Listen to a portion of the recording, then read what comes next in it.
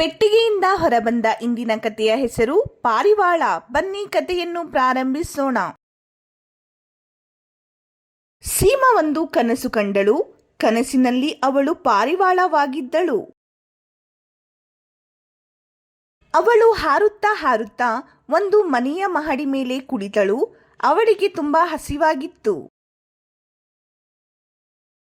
ಹಸಿವಿನಿಂದ ಅವಳು ಗುಟರ್ ಗುಟರ್ ಮಾಡತೊಡಗಿದಳು. ಆಗ ಅಲ್ಲಿಗೆ ಒಬ್ಬಳು ಹುಡುಗಿ ಬಂದಳು.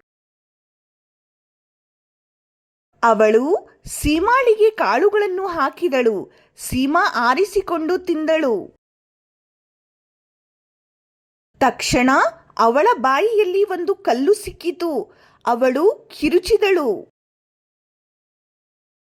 ಅವಳ ಚೀರಾಟದಿಂದ ಎಚ್ಚರಗೊಂಡಳು. ಏನಾಯಿತು, ಏಕೆ ಕಿರಿಚಿಕೊಂಡೆ ಎಂದು ಅಮ್ಮ ಕೇಳಿದಳು. ಸೀಮಾ ತನ್ನ ಹಲ್ಲನ್ನು ಮುಟ್ಟಿಕೊಂಡು ನೋಡಿದಳು. ನಾನು ಒಂದು ಕನಸು ಕಂಡೆ ಎಂದು ಅವಳು ಅಮ್ಮನಿಗೆ ಹೇಳಿ ಹೊರಟಳು. ಮಕ್ಕಳೇ, ಕತೆ ಹೇಗಿತ್ತು? ನಿಮಗೆ ಇಷ್ಟವಾಯಿತೇ? ಇಂತಹ ಇನ್ನಷ್ಟು ಆಸಕ್ತಿದಾಯಕ ಕತೆಗಳೊಂದಿಗೆ ಮತ್ತೆ ಭೇಟಿಯಾಗೋಣ. ಅಲ್ಲಿಯವರೆಗೆ ನಮಸ್ಕಾರ.